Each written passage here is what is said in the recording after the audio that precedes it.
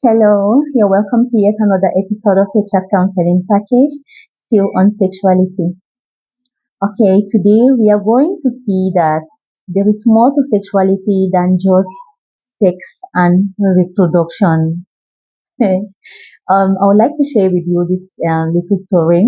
One day in class, I was giving our sexuality education lesson to my students. Yes, they are the younger ones. And I asked them their previous knowledge on sexuality.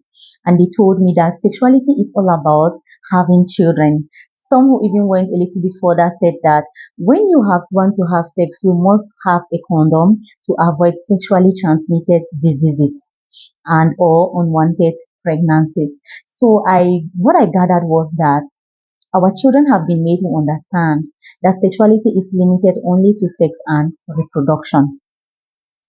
This video is to make you to understand that there is more that sexuality education can bring to our children and our adolescents than just sex and reproduction knowledge. So today we are going to begin it by taking the very first one, which is knowledge and understanding. Sexuality education will help our children and adolescents to understand their bodies. Our 4 years old little one child who comes and asks us, Mommy, Daddy, Auntie, Brother, why is my private part flat? You should be able to respond to him or to her that your private part is flat because you are a girl and you have a vagina. That is how vagina is supposed to be.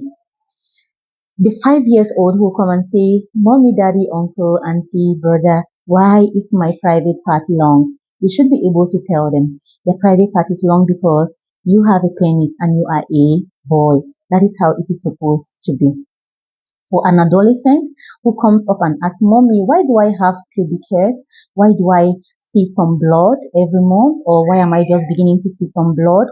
Why do I have already my breasts that are already coming out for children? You should be able to explain to them that your body is changing from a child to an adult. So you are in a period of transition, and there are some hormones, there are some chemicals in your body that have made all these things to start developing, like the hair, the breast, the blood that you see every month or that you are beginning to see. It is very, very important. Yes. So the next one we are going to see is building social skills. Sexuality education is also intended to build social skills in our children and adolescents.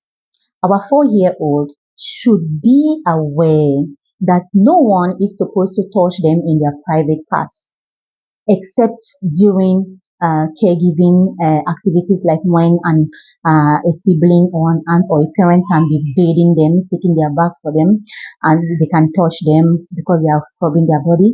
Apart from that, they shouldn't allow anybody to touch them in a way that they are not comfortable with. And so they should come up and speak to their family, to their teacher, or anyone that they really can trust. This will help to, to make sure that we put the children, our kid, in a safe situation. Also, our adolescent who comes up should be able to say no to sex if they don't want, or say yes to safe sex when they need it.